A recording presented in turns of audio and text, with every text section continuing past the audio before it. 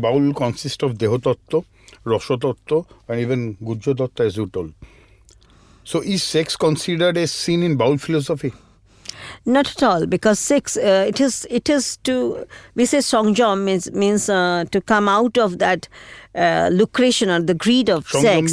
Songjam means when you are doing suppression of desire, or no. Songjam means you have all the desires in your body. Correct. And you are actually not suppressing the desire, but you know how to control it and transform it, transience it. So transience it to the from the downward movement to the upward movement.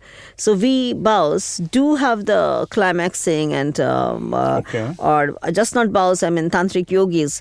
There is a lot of the ecstasies inside our body, and that's why I said you remain young as long as you wish, and it will be always like the flow is always there. It's a perennial flow and everything, but it's just that you become as young as possible, but it's under your control, that you are not perverted or diverted by sexual perversion or vulgarity or anything, because so you can but you are absolutely free from any inhibitions, any fear of this for the society, which we are all conditioned by the society. So the Bauls and the yogis set it all free. We are not afraid. Like you see the Naga sadhus. Correct. The Naga sadhus are absolutely fearless. They are completely nude. But do you see them getting erection when they see a beautiful woman? No.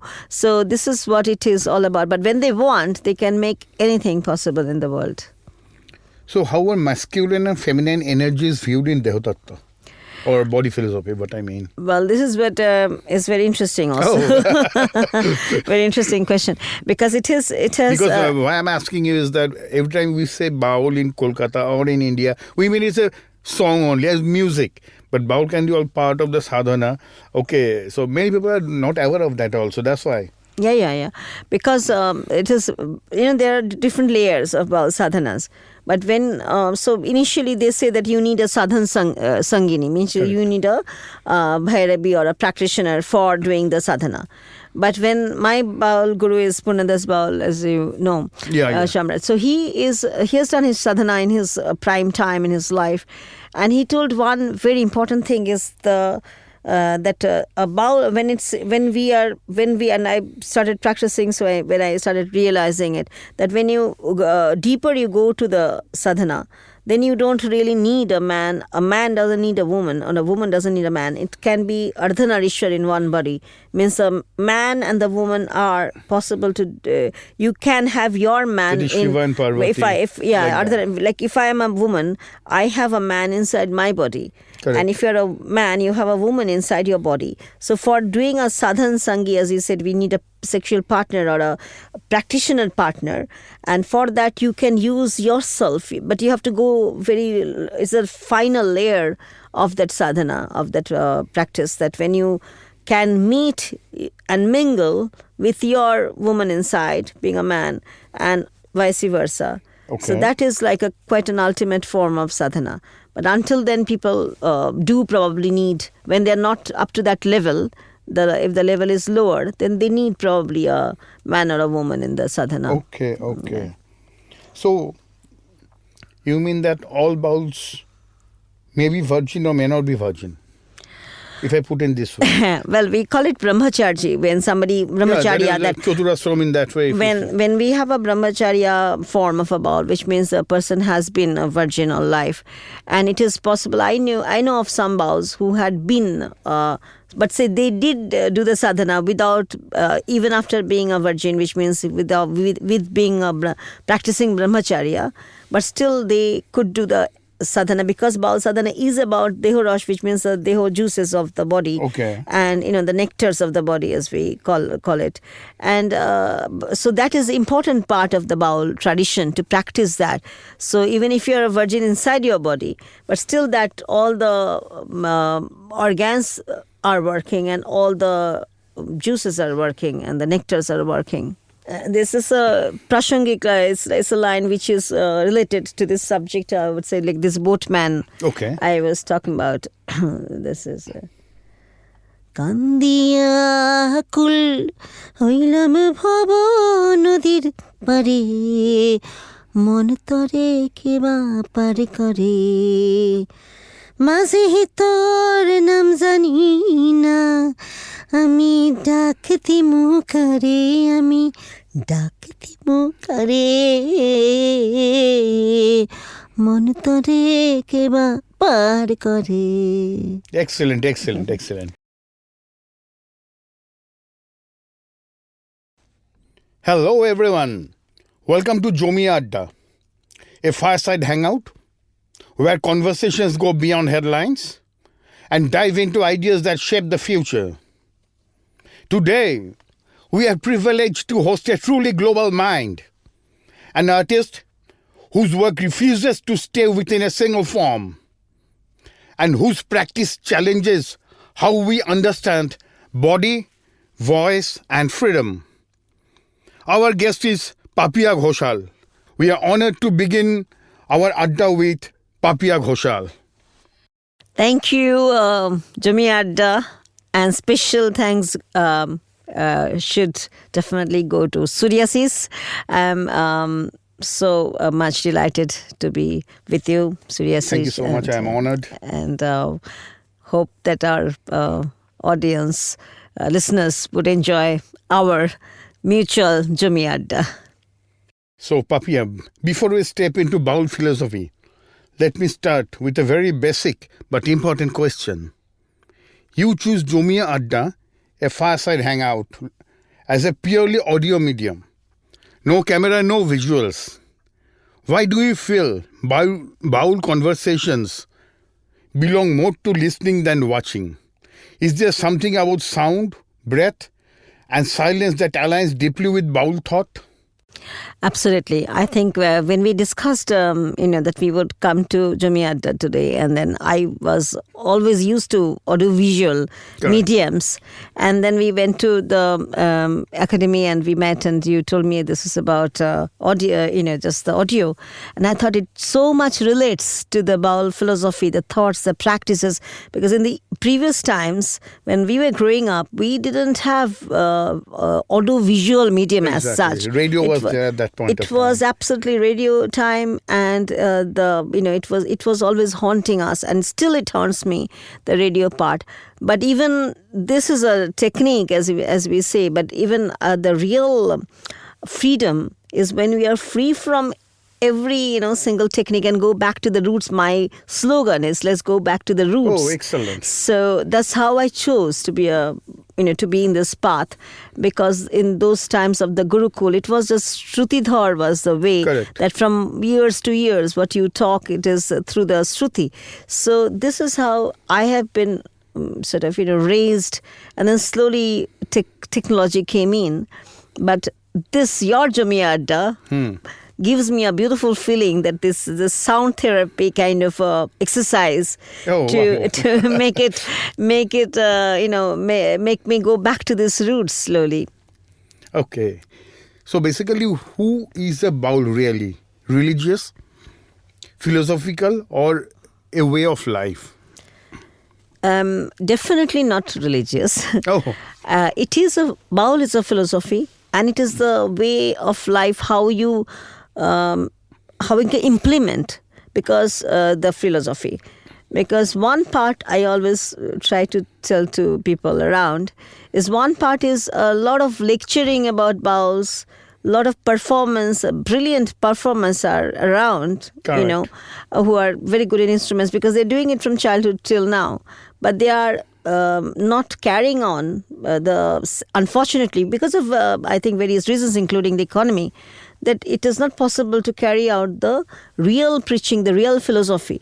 And the real philosophy is 90% sadhana and 10% is the music. Okay. Which has this, which has all the lyrics says the preachings. Okay. So you're supposed to be actually carrying out the philosophy, which should be a way of life. In today's world, it's difficult to have a way of life exactly how the ancient Bauls, ancient sadhus, because Bauls were sadhus, so ancient Bauls were doing. But it is difficult in today's world, but still we try. What exactly do Bauls mean by Dehatattva or body philosophy? What I understood that Baul is basically philosophy of the entire body, of the senses. Is it correct? The word Baul is actually Batul, which means as free as the wind. Okay. So which means you are free for everything in the first place. You are not bound to any particular path in one way, but you are open to everything. But of course, Dehatattva, which is a philosophy of the body, is one of the prime part of the Bauls, which is not with other practices, spiritual practices, as you see. Various spiritual practices are in the West, in the East, and people are practicing all over the globe nowadays, tantric practices. But Baul particularly specializes in the body practice, which is Dehatattva. And how does the breath play in Baul philosophy? It is also a part of Baul philosophy, what I have heard. Breathing, you mean? Yeah, exactly. Yes, breathing is everything, of course, because it is all about the breathing practices to start. Now, we have 9.5 holes. People say 9 holes we have in the body, but Bauls is a Guhyatattva. But Bauls, we have discovered, we always practice with 9.5 holes of our body. And this and that's a very important practice which you have to deal with all the different holes of the body. Okay, then what is Rasatattva? Rasatattvas are the body fluids which are coming and flowing out of the body, flowing inside the body, and that Rajo Bij Ujjwal Rash, we call it, which is actually in my paintings. But these are the three exactly. Rashes. I've seen your paintings, so I have some queries. Yeah, you've seen that. Yes, so now you've seen a proper solo exhibition in Academy. Exactly. Yes, so Rasatattva is a very important part of Dehatattva, because without Deho Rash, which is Rash means the nectars and the juices coming out of the body, including the blood, during the cycles, the menstruation blood. So all these things, combination of three things together, is the body philosophy of the Bauls. Okay. Are the concepts of Nadi and Chakra understood differently in Baul thoughts, or are they same? No, it's similar. It's same actually. The practice is similar, like in tantric practices. That's why Dehatattva is a part of the tantric practices.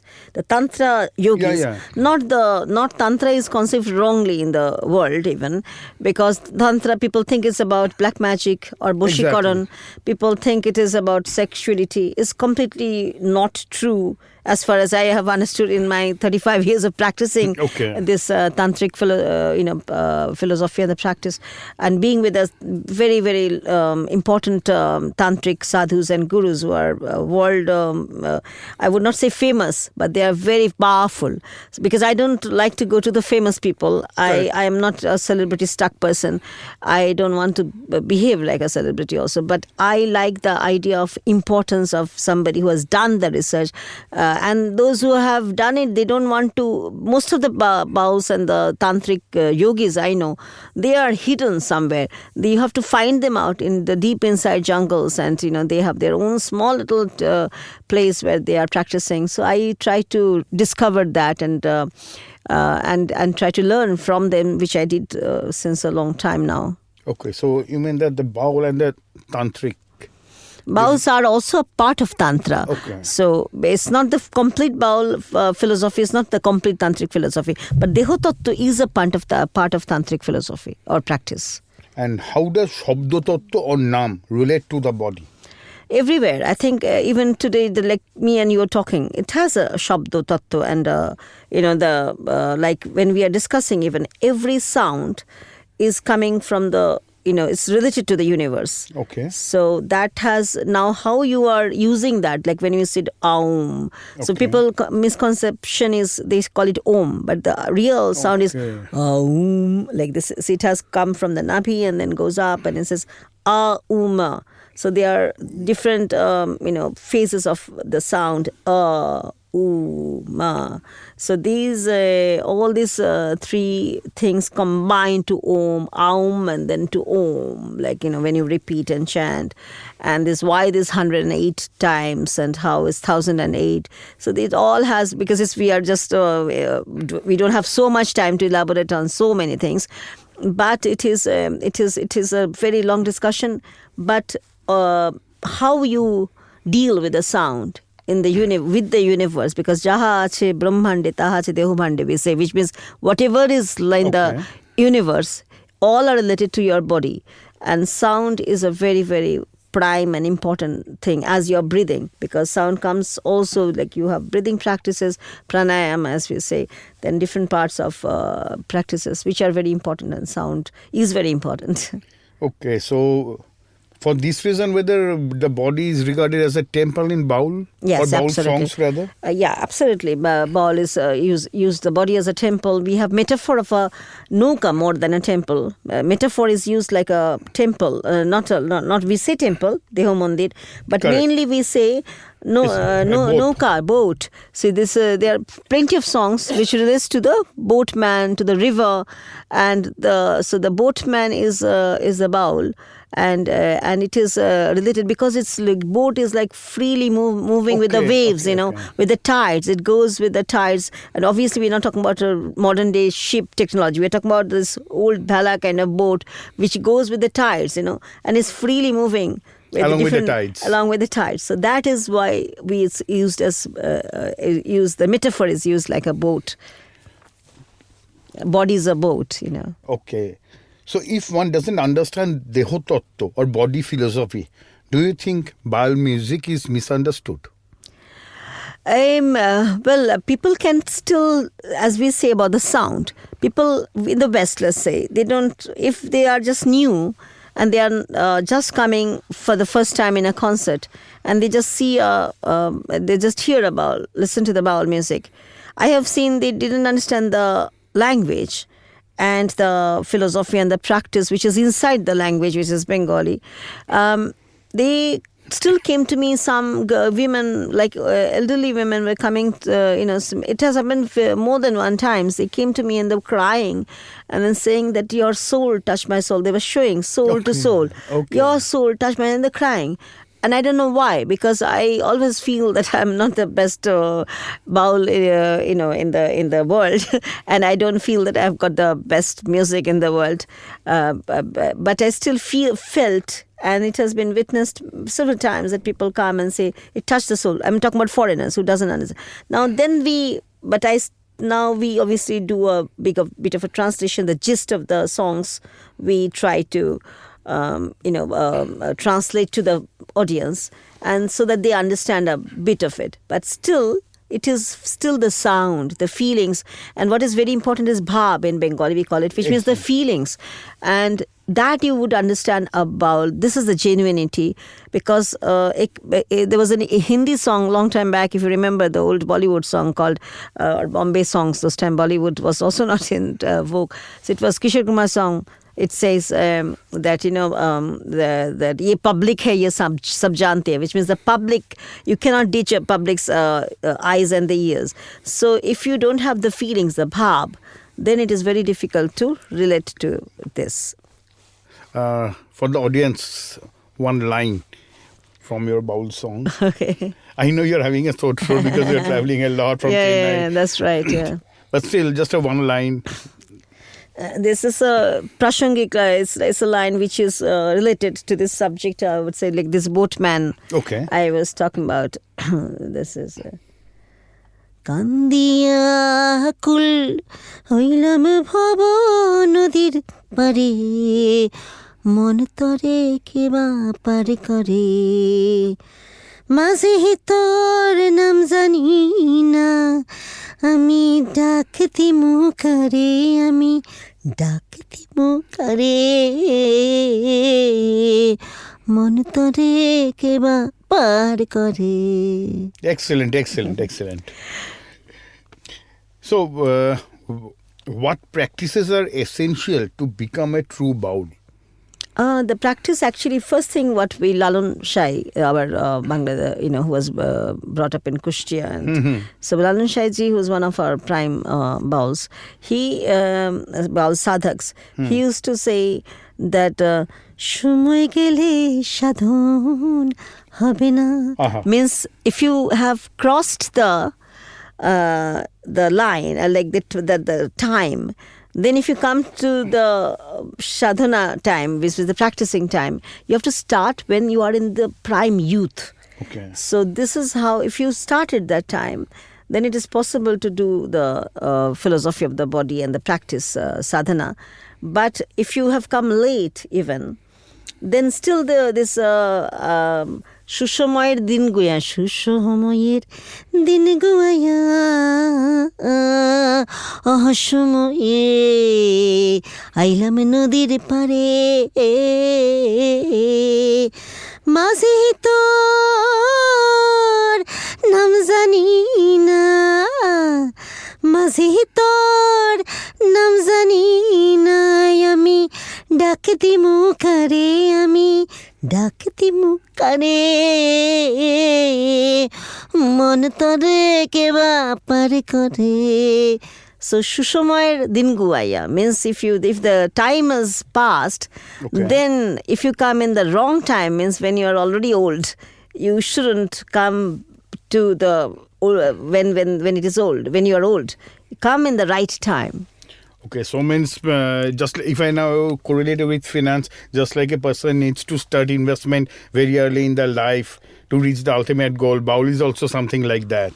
Yeah, especially for body practices, it is very important to be, for body practices it's very important to do it when you're everything in working, to be, I mean, exactly. to make it like more blunt, all the organs must be working. So if you come at 80 or 90 when it's not working, or somebody can lose it at 60 and not working, then if you're coming, it's a bit late. But still a Baul sadhak, when we learn, from the gurus, the Baul sadhak still, there is a hope actually, still can't make you bring back your youth if you come to the right sadhak. But you have to come to, first of all, not a performer Baul, but a right sadhak Baul. Means not about who is good in music and singing, but somebody who's good in the sadhana, was good in the practice, the body practice. If you go to the real sadhu, like real saint Baul, then he or she can bring back your youth. Even. So there's a hope. There is a hope. But still it is possible. It's possible. Okay, so when you mean that without a guru, Baul is not possible. To become a Baul is not possible. I'm not telling Baul singer. Yeah, it is actually right that you, as the gurus, what we have understood, that the guru paves you the way. And because there are a lot of Guhyatattva, means there are a lot of secret, and it's about organs, body organs, very secretive body organs. So you need a guru to guide you to how to do it, where to do it, which are the timings. There are a lot of things, herbal treatments, a lot of things inside, which is a vast subject. And you need a guru for that because it is a secret practice. Okay, so from Behala to Bohemia, just in your case only, is it possible to live as a Baul in the urban life? Now, this is a very important question. Thank you. It's a very important question because when we were small in Bohemia, my mother was very spiritual and religious, and my father was an Ayurvedic expert, doctorate in Ayurveda. So for them, I was lucky enough to get a feel of the spirituality in the house. They were very spiritually high person, my parents, and Behala those times, if you know Behala, it was not corrupted at all. Means it was not polluted. So our house was a bit away from the Chaurasta. So it was inside, like more than a kilometer inside. It was in which year? So it was in long time. I was staying there from 83 onward. So that part had a lot of greeneries all around, and still it is not. So now there you see more motorbikes and those kind of thing in the lanes and the by-lanes, but still overall there's no bus coming inside there, not much cars coming. So I was lucky that we had a pond next door, and we get fresh air. And my mother was doing pranayam every day, and my father was too, because being an organic person, and I could learn from them. And my mother is to have plenty of sadhus coming to the house. So we had this system inside the house of a kind of a sadhana system, or there was every day there were Nam Kirtan in the house.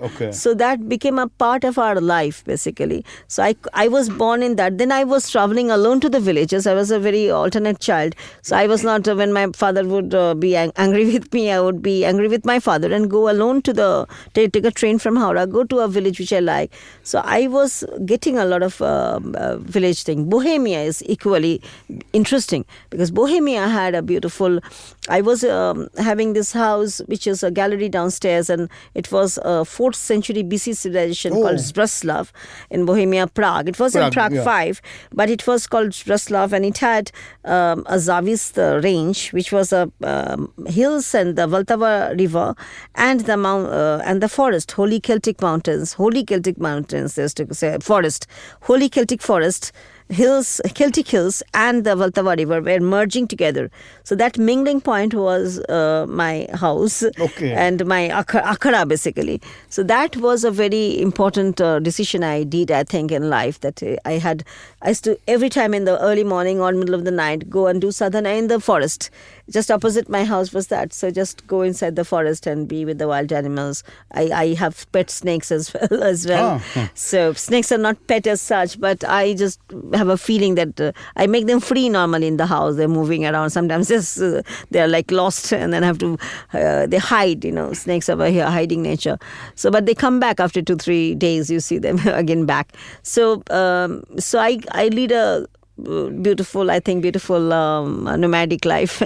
Excellent. But aren't you afraid when you're going in the forest at mid of the night and doing sadhanas? Because there are a lot of wild animals also. At least jackals are also available all over the world. So, aren't you afraid? Our main issue in that forest was wild boars, and they are really, really fast. They can run very fast and they can eat anything possible in the night. But also the sadhana I did previously with all the sadhus and tantric sadhus and yogis and sabha sadhana in the burning heart. I was sitting as I told you, I was a very not a normal child. So I was like completely trying to explore. It always attracted me and pulled me to those areas. And I learned from childhood one very important thing, and then try to practice it, not just learning, like not a bookish knowledge, but a practicing knowledge, which I try to do is janmo mrityu bhoy tin thakite noy. Correct. Which means when you are, that janmo is birth, mrityu is death, and bhoy. And bhoy, fear. So 3 things you should not count in your life at all. So I tried to not have fear in my life. So Baul consists of Dehatattva, Rasatattva, and even Guhyatattva, as you told. So is sex considered a sin in Baul philosophy? Not at all, because sex, it is to, we say songjom means to come out of that lucration or the greed of sex. Songjom means when you are doing suppression of desire, or no. Songjom means you have all the desires in your body. Correct. And you are actually not suppressing the desire, but you know how to control it and transience it. So transience it to the from the downward movement to the upward movement. So we Baus do have the climaxing and or just not Baus, I mean tantric yogis. There is a lot of the ecstasies inside our body, and that's why I said you remain young as long as you wish, and it will be always like the flow is always there. It's a perennial flow and everything, but it's just that you become as young as possible, but it's under your control, that you are not perverted or diverted by sexual perversion or vulgarity or anything, because so you can but you are absolutely free from any inhibitions, any fear of for the society, which we are all conditioned by the society. So the Bauls and the yogis set it all free. We are not afraid. Like you see the Naga sadhus. Correct. The Naga sadhus are absolutely fearless. They are completely nude. But do you see them getting erection when they see a beautiful woman? No. So this is what it is all about. But when they want, they can make anything possible in the world. So how are masculine and feminine energies viewed in Dehatattva? Or body philosophy, what I mean. Well, this is what is very interesting also. Very interesting question. Because it has... Because why I'm asking you is that every time we say Baul in Kolkata or in India, we mean it's a song only, as music. But Baul can be all part of the sadhana. Okay, so many people are not aware of that also. That's why. Yeah. Because it is, there are different layers of Baul sadhanas. But when, so initially they say that you need a sadhan sangini, means you need a bhairavi or a practitioner for doing the sadhana. But when my Baul guru is Purnadas Baul, as you know, Shamrat. So he has done his sadhana in his prime time in his life. And he told one very important thing is that a Baul, when we and I started practicing, so when I started realizing it, that when you deeper you go to the sadhana, then you don't really need a man. A man doesn't need a woman, or a woman doesn't need a man. It can be Ardhanarishwar in one body. Means a man and the woman are possible to. You can have your man in Shiva and Parvati. If I am a woman, I have a man inside my body. Correct. And if you're a man, you have a woman inside your body. So for doing a sadhan sangi, as you said, we need a sexual partner or a practitioner partner. And for that, you can use yourself. But you have to go it's a final layer of that sadhana, of that practice, that when you can meet and mingle with your woman inside, being a man, and vice versa. Okay. So that is like quite an ultimate form of sadhana. But until then, people do probably need, when they're not up to that level, if the level is lower, then they need probably a man or a woman in the sadhana. Okay. Yeah. So, you mean that all Bauls may be virgin or may not be virgin? If I put in this way. Well, we call it brahmacharya. When somebody brahmacharya, that is Chaturasram in that way. When we have a brahmacharya form of a Baul, which means a person has been a virgin all life, and it is possible. I know of some Bauls who had been, but say they did do the sadhana without even after being a virgin, which means with being practicing brahmacharya, but still they could do the sadhana, because Baul sadhana is about deho-rosh, which means the deho juices of the body, and the nectars of the body, as we call it, and so that is important part of the Baul tradition, to practice that. So even if you are a virgin inside your body, but still that all the organs are working and all the juices are working and the nectars are working. So it is basically the virginity of the mind, not of the body, you mean? Not even of the mind, not the mind or the body. It is the practice. Because when the moment you say Bauls, means I would consider that to be Baul saints. Again, not the performance who are very good performance. I'm talking about people who are practicing, not the ones who are called the celebrity. There are two kinds of Baul sadhaks. One is we call now, it was all Udasi Baul we used to call, which means who are not married, because Baul is not supposed to be taking out their sperm and producing children. Correct. So it's like the sadhu practice, where if you have your family life, you are not attached, then you cannot practice detachment. Detachment is the final practice, as you know. So in our even in the Sanatan Dharma, we have this detachment as a very important practice. So when you are married with kids and having grandchildren and having attachments, and then your soul is crying for them, and one single look makes you weak. So all these things, emotional. So you are not detached. So you are not practicing the real sadhana. So Bauls, I have seen plenty of Bauls who are great performers and singers, who are seniors and juniors and this, and they are absolutely inside this moho, inside that attachments of life. They are married. There some women I know that they didn't produce children, but they have some women, not one only. They have a husband who are very, very affluent and rich, but in the background they don't come in the foreground. But everybody knows who are in this thing. So that is not the way of doing a Baul sadhana as well, because that's then a camouflage of saying that you are a Baul. Singing and making a big ashram is not Bauls. Baul is a very modest thing, very Shahojiya thing, and it's a complete. They were not supposed to be married with kids and grandkids and all this. So Udasi Baul used to be there, and I met few Udasi Baul who are not married, who didn't have kids, and who did the sadhana. They are in the prime ecstasy level, who are like, there was a Baul called Dal Baba, he died after 128 years. And before that day, in his village, very, very remote village, and I was dancing with him. He was dancing just before the day of the death, and he knew he will be going probably the next day. So this is the sadhana. He was aware. He told me, this is our last dance, Papia. And then he was like hugging me and this. And the next day he told me, this is our last dance, Papia. Come dance today. I said, oh, leave me. No, dance. So we are dancing in his village. The next day. And at that time he was 120 years. And he was telling me that our next day, this is our last dance. And the next day we just found him like in a samadhi way. He was just standing and he is gone. So which means this is the sadhak Baul who didn't have any. And nowadays Bauls who married, they said there are two divisions. One is Sangsari Baul and one is Udasi Baul. But Sangsari Baul I think is a concept that suits them maybe. So how does Papia Ghoshal enter the Baul path?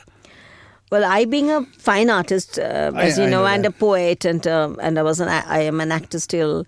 So I think you don't enter it. As we just discussed in the first part of the podcast, that I was already, my mother was very spiritual. A lot of gurus used to come and sadhus, and I took a diksha in Badrinath.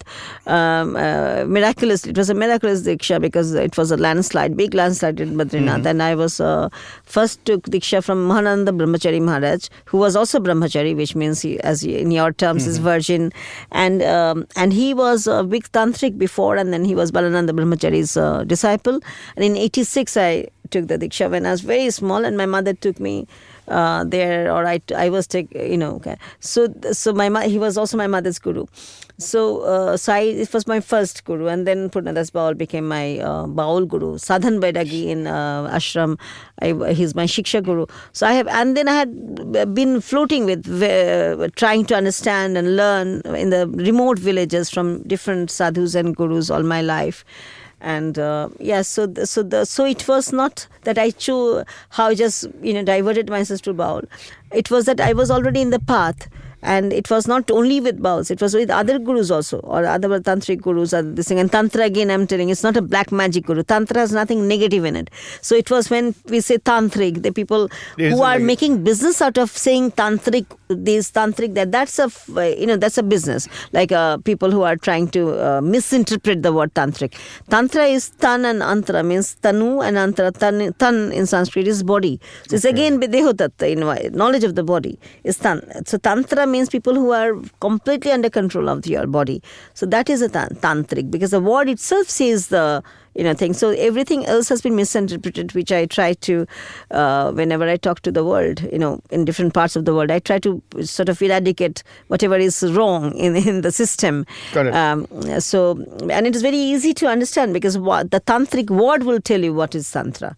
So all these, all the mantra, chantra, these, that, and I think all are sort of not mantra has this, the sound therapy maybe and all this, but the rest of things that I would do, destroy this person, I would do black magic to that person, I think these are all bullshit, bogus completely, because it cannot be possible. Otherwise, a tantric, if you go to his house, I always tell this, that that kind of tantric was commercially trying to make money out of doing wrong things and black magic. And why they are poor then? They would be the richest person in the world then, if they know how to mend everybody else's lives. Why they are poor? If you go to their houses, it's shacks.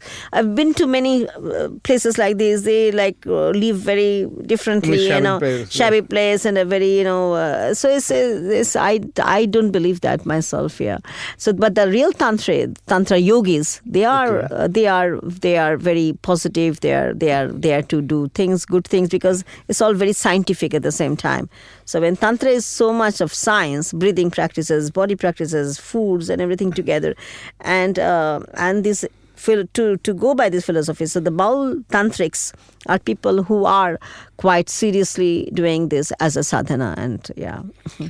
So when you were at UK or at Prague or Bohemia, so how the audiences react or respond to Baul music there? Because they do not understand our Bengali words, basically. They understand the energy. They feel the energy from you. And I have heard always this, again, a very important question, which we already, it's always this, your questions are actually very apt and important. And because it is like this, because as we discussed a little bit we touched that point, that they don't understand that, but they come and told me exactly what you're saying, the energies. They said, I feel so much soul to soul. Energy is flowing. Transfer of energy. Transfer of energy from your soul to my soul, your mouth to my mouth. So it's like a sound which is passing.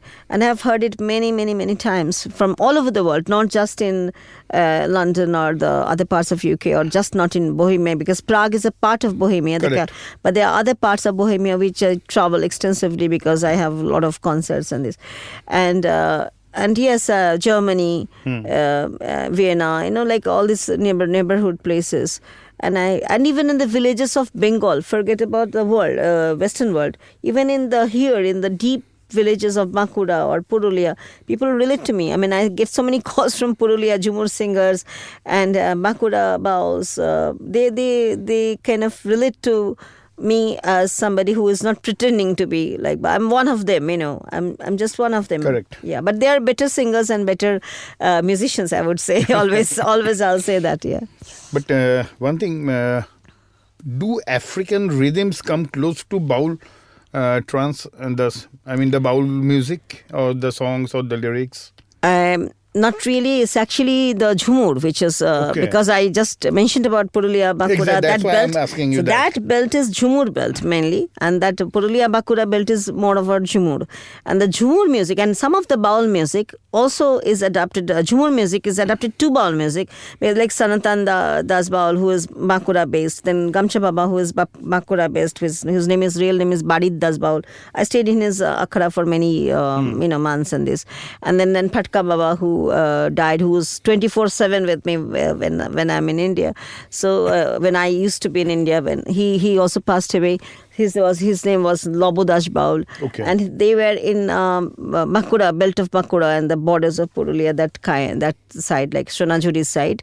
And so they were always, they used to compose music, or there was another person in that thing who is a composer, and they used to do music which is done on a Jhumur music, but is a Baul music, like Arun Chakraborty's music, Lal Pahari Desija. This is also a Jhumur kind of rhythm, which is incorporated as a Baul song, because he composed Baul song, because other things, Mono de Jobande, for example, is a Baul philosophy, but it is incorporated as a Jhumur, so it could be both Jhumur and Baul.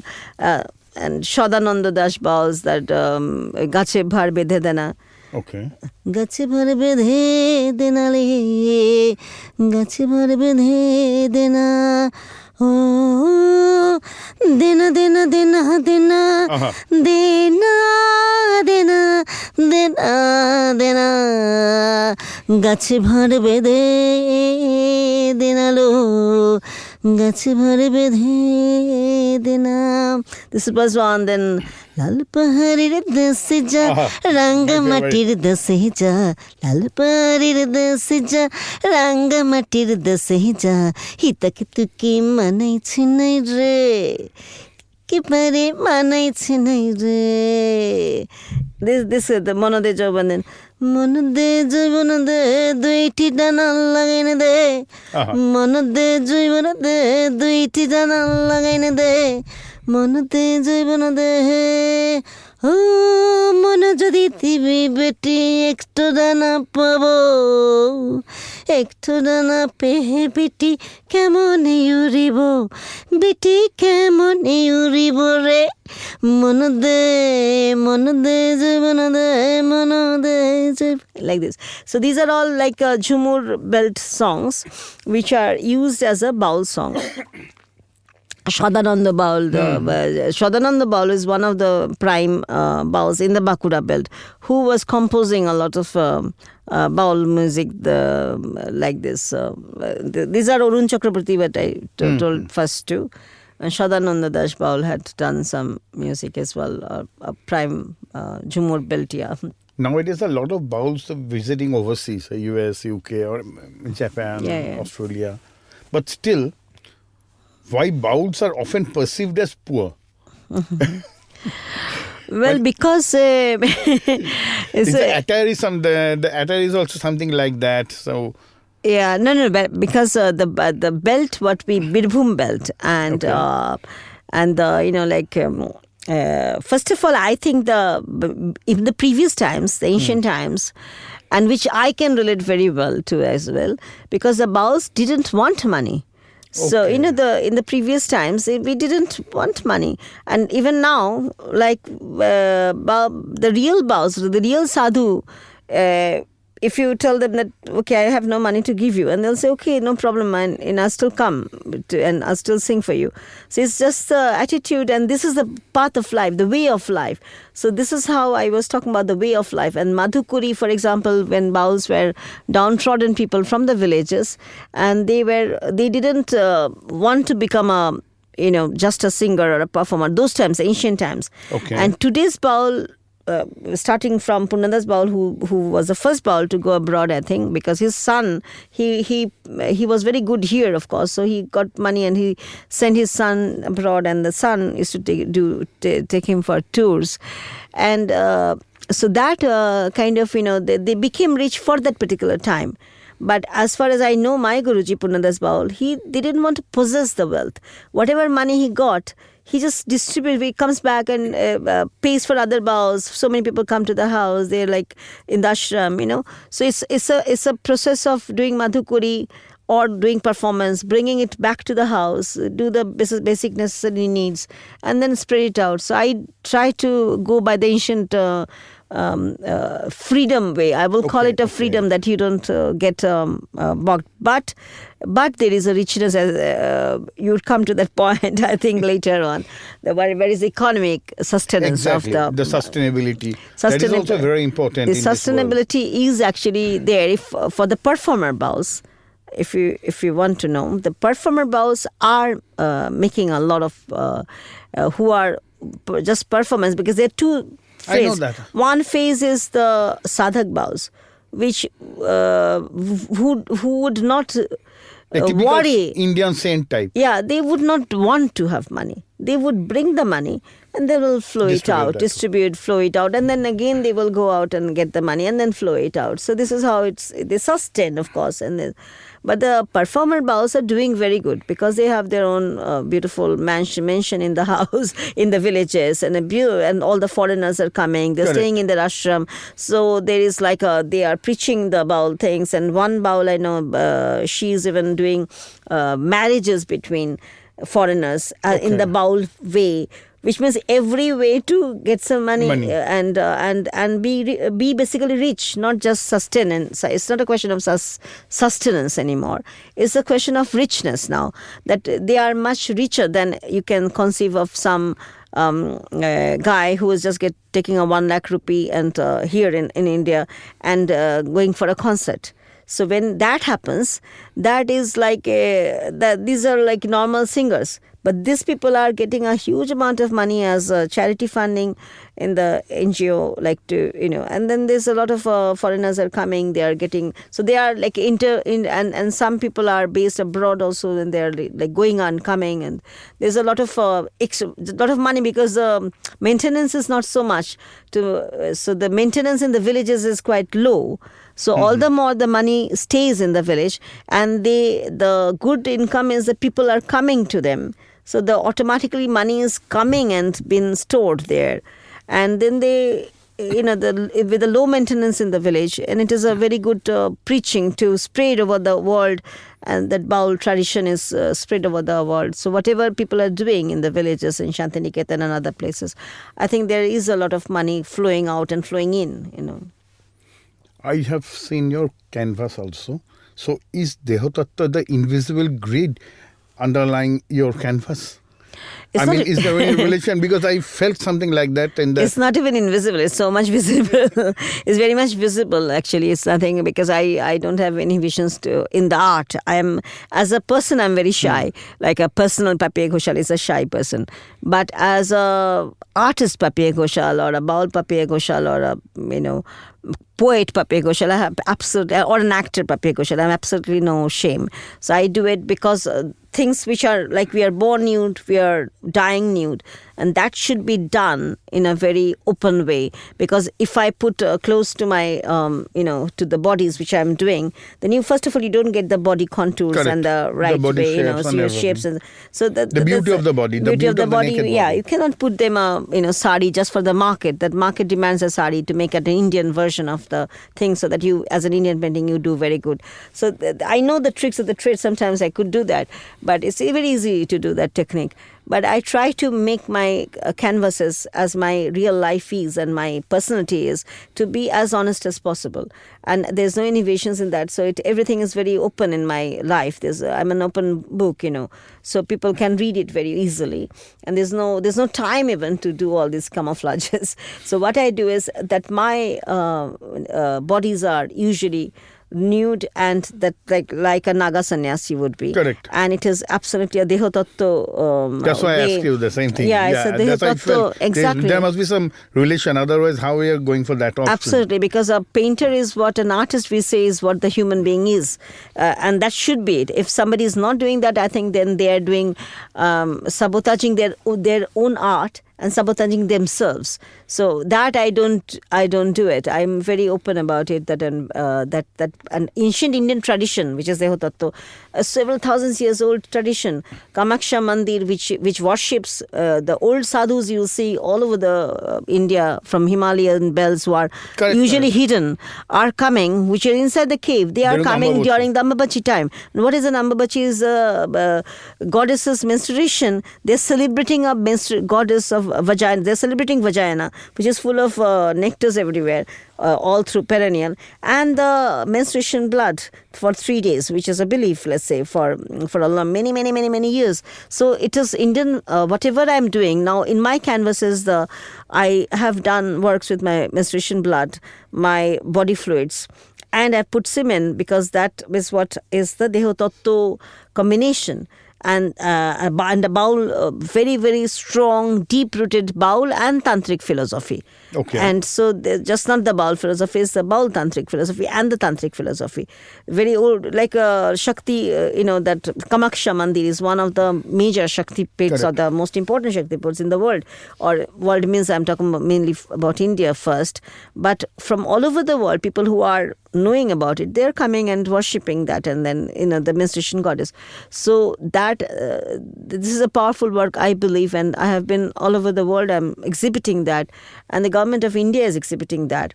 Art critics have written very knowledgeable art critics have written very nice about it, and they have intellectualized it, and because it's also breaking of taboo, it's a breaking of the barriers between men and women as well, and all these old myths of like menstruation blood is unclean and untouchable, and people shouldn't be touching a woman during that time. In the Jew tradition, it is very strongly like prohibited. Many intellectual men and women, even women who has menstruation in their body, and they are not talking about it. For them it's a taboo. So I had to break that taboo as a from the female perspective as well. So yes, so I think Dehatattva is a very important practice. From many years I have been doing this with on my canvases. So that's why the color red is always visible in your work. But what does it represent? Desire or life force? Well, of course, red is, since it's blood, it's menstruation blood, it is giving creation. It's a and Ambabachi, people are like in millions going to collect a small piece of that red. That red cloth. But why, as you may know, being an Indian, it is for, it's a belief that it is a positive omen. If you keep it in your purse and keep it in your house, it will give you all your, whatever you wish for, it will come true.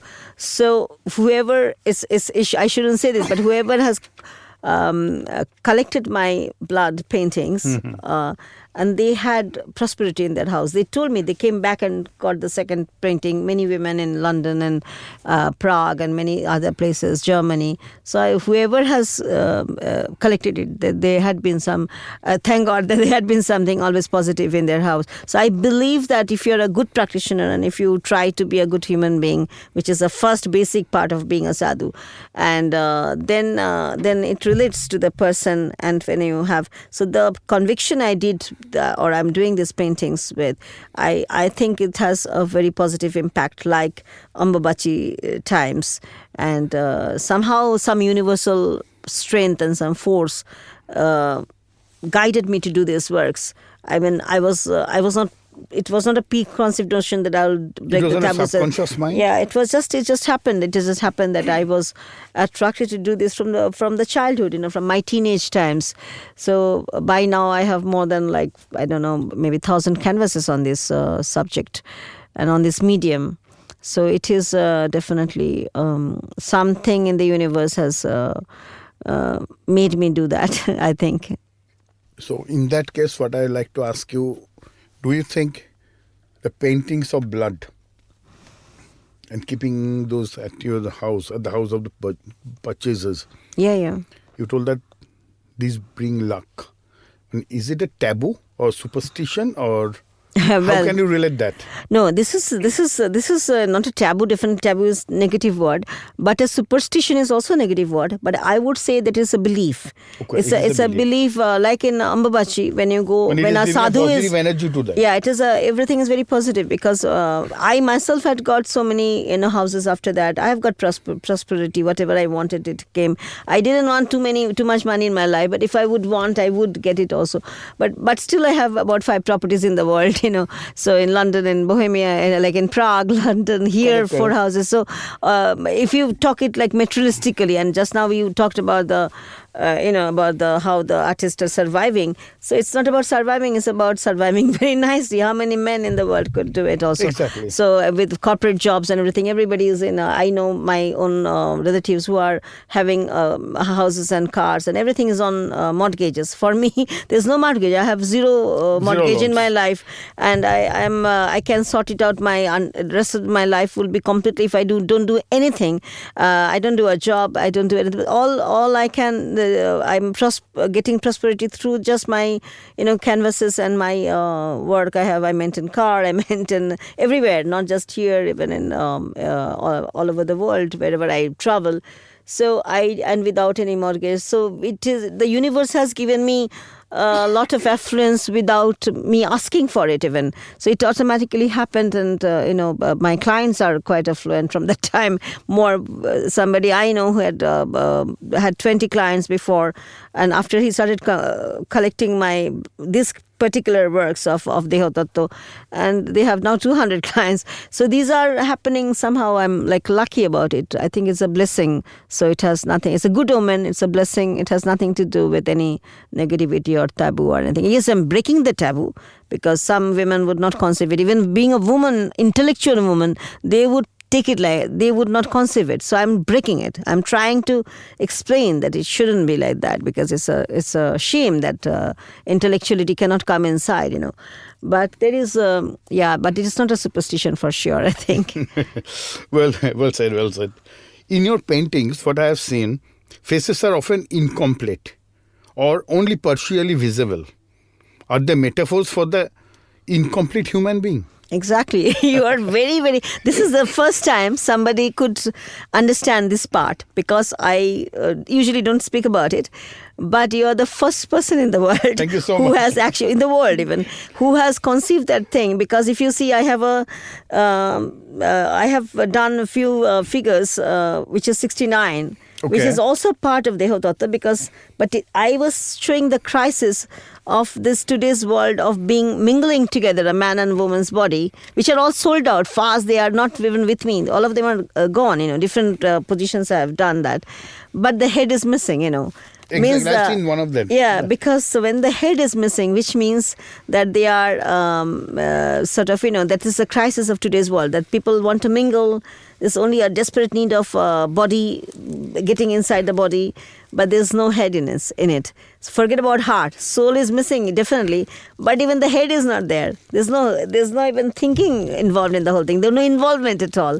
So the head is the source of involvement. So forget even about the soul. So this is a crisis. I've done a painting, but people immediately took it. All that series is gone, because they thought it's a beautiful erotic painting, but they didn't understand the crisis of eroticism. Just now you have pointed it out. Thank you for that.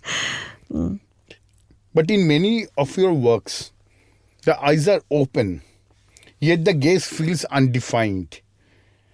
Are you painting an inner vision rather than the outward look? Another very, very interesting intellectual question. Thank you very much. Very good question. That it is.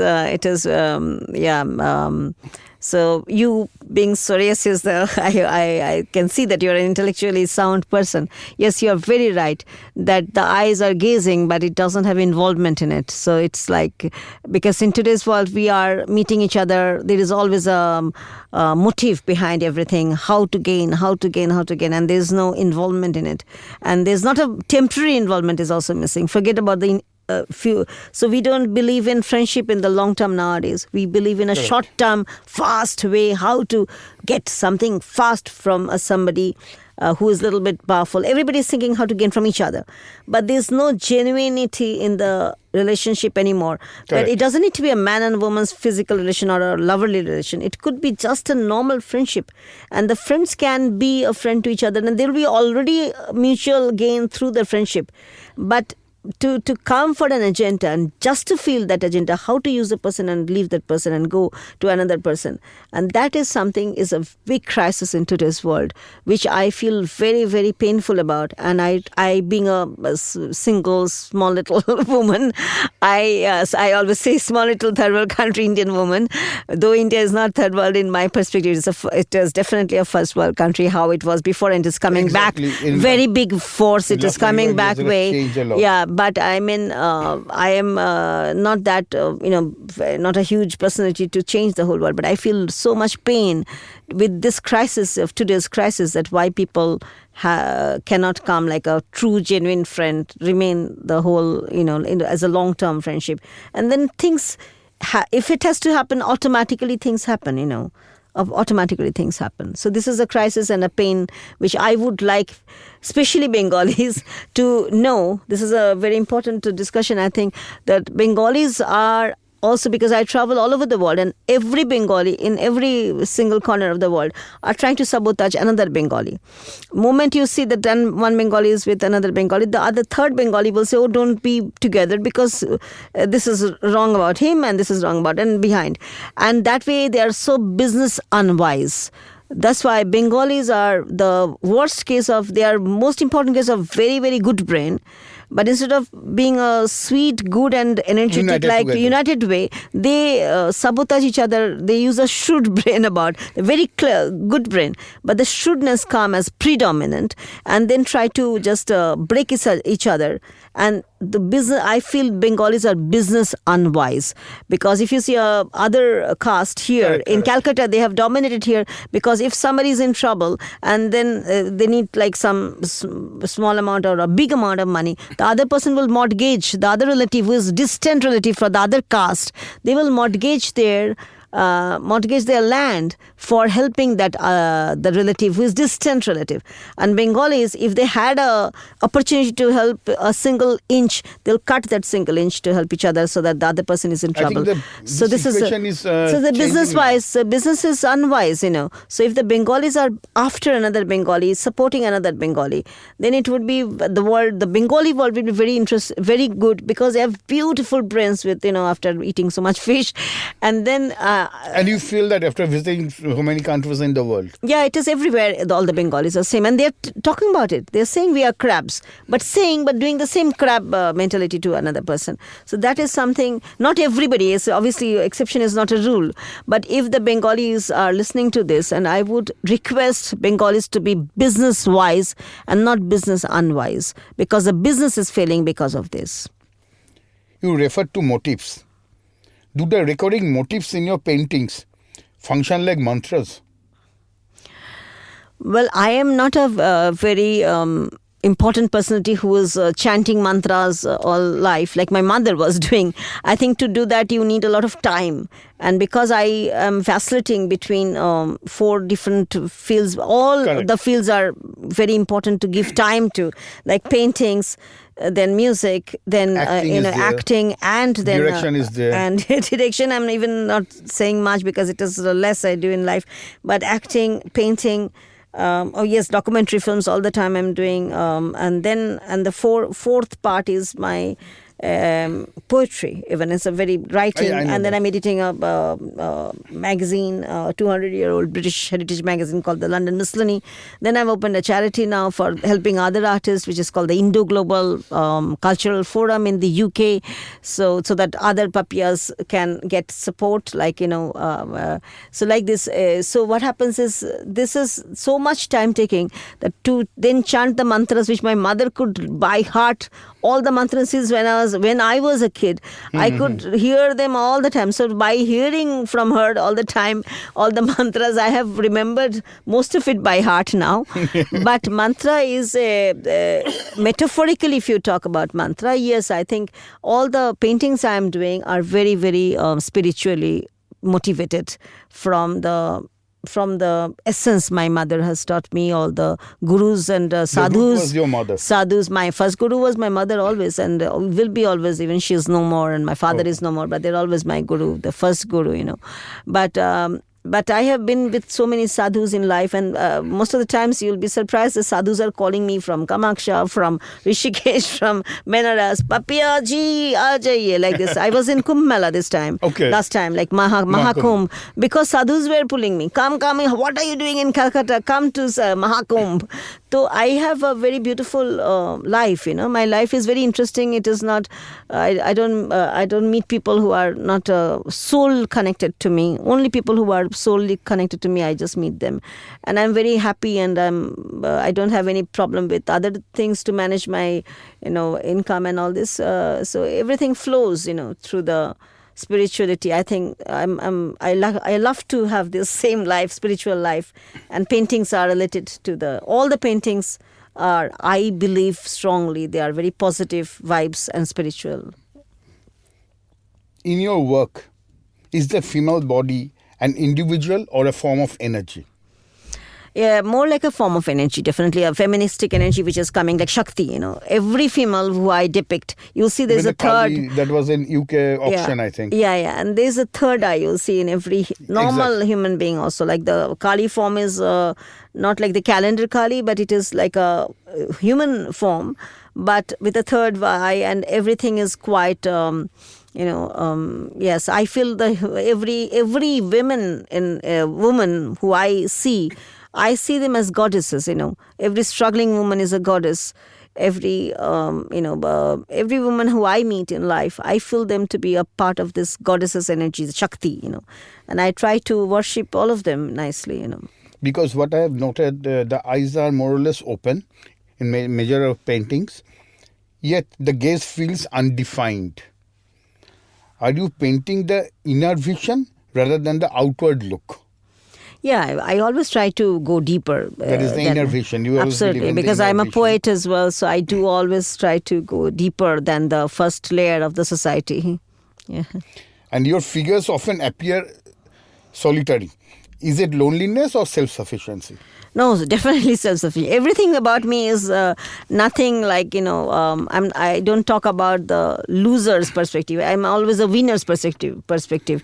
So it's always a self-sufficient woman, self-sufficient men even. If you see the men in my paintings, they're like, I do a lot of male nudes because that's how I was like also known. People were always coming to my canvases, or still do, to see where is a male organ there. So, but I always say that when you are the household women are doing Shiva Lingam, watering that as a god, when you see a lingam on the canvas, how you are having how it can shock you, because you are doing all life. I saw my mother and everyone, me too, we are doing watering Shiva Lingam. So why then when you see a lingam on the canvas, you are feeling a shock? So so everything is very positive and very I try to be, I'm a positive person, so everything what I do is in a positive mode. And yes, sometimes I do get let down by around people, some people around, but I then again get back my energies in few minutes, and then try to go back to the positivity again. So this is what is the thing: the inner version, the strength, self-sufficiency of a man and a woman. So, Papia, where does time reside in your painting?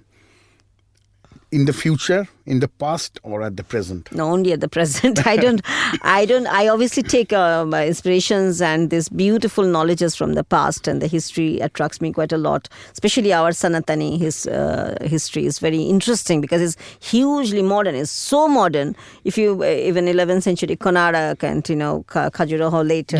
But even before Konarak was in 11th century, but before when the Kamakhya Mandir was done, everything is so much, the Dasha Mahabidya, this form, the surrealism and the entire form, even if you don't take it like a religion, but it is so much modern and so much inspiring. So for me, it's like the energies, the universal energies coming together, the Shakti and the Shiva coming together.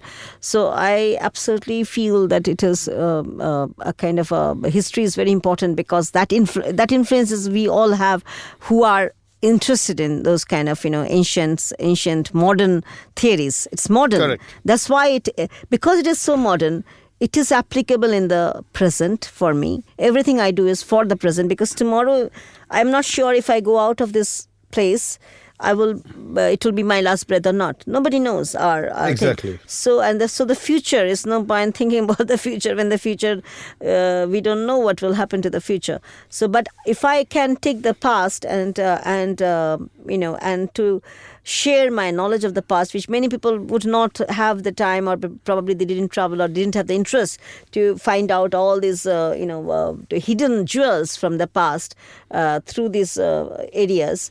So I liked that, and it was my interest. So I can transfer those knowledges here in the present through canvases, through poetry, through acting to some extent, through directions, documentaries, whatever I can.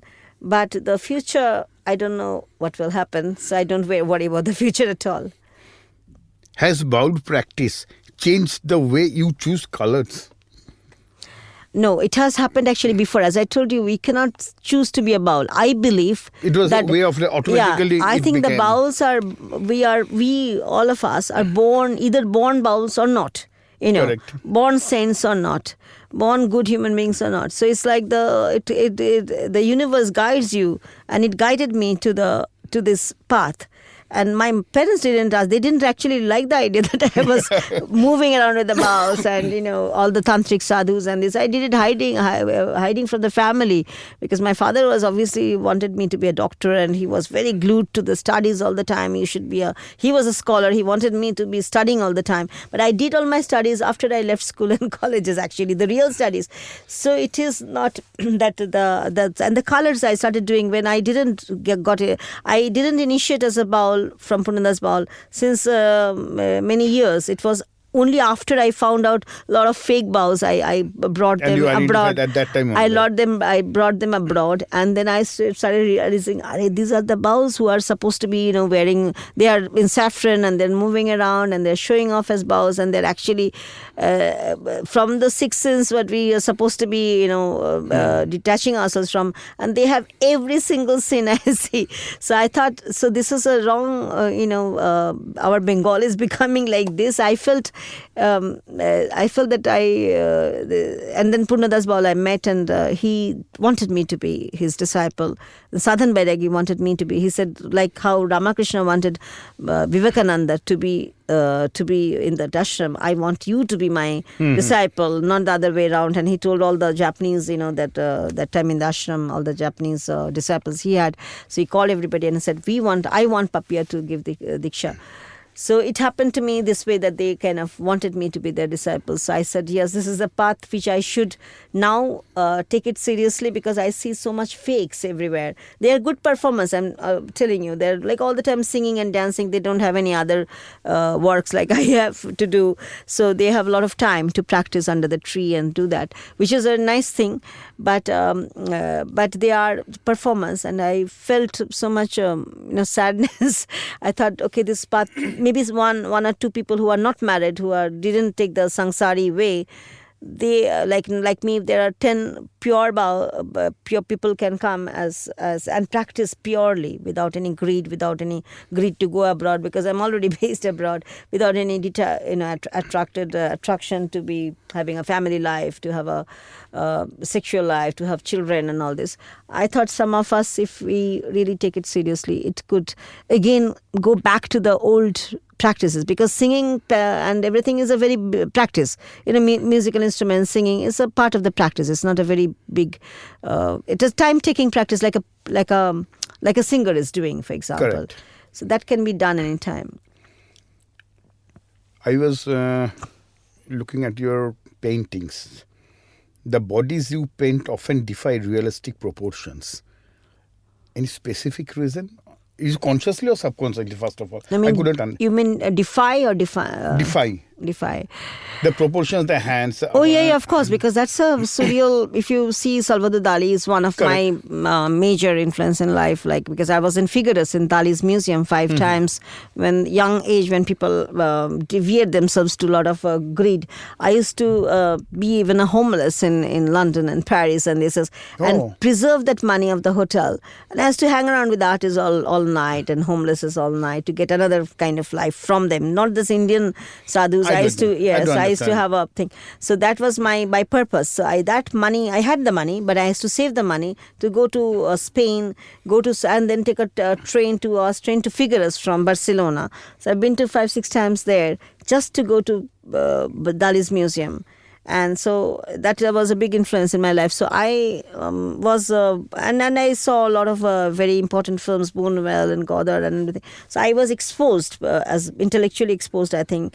And that I knew that the concept of foreground and background and like filmmaking, because I also did my film direction course and cinematography course in 85 in Brent Dance Film Institute, London. So I did my art college in London. So this dimension, when you have the fantasy and the magic reality and the surrealism in your head, then you can perceive another kind of thing. Like the lingam you'll see in some paintings is like coming in the foreground, like with 2 wings and everything, and the rest of the body is not seen even. So yeah, this is a perspective vision, and it has a deeper layer and a deeper meaning of it. Yeah, it's very much consciously. But do you consciously avoid conventional ideas of beauty? No. If I see a beautiful woman, I always say, or a man, I say, you are very beautiful. In the paintings, I'm not asking in your personal life, but in the paintings. Yeah, that is, you can say, because I cannot, Specifically, when I've seen that Kali painting, I like that, but it was not a typical Kali. No. Because that everybody is doing. So what everybody has already done and doing and will be doing in the future, why Papia Ghoshal has to do the same thing? Because I cannot, even if I want to make a traditional something, it just doesn't come to I just don't feel like doing it, because I feel that everybody is doing it, and then it becomes a copyist culture, Correct. And I was photocopy.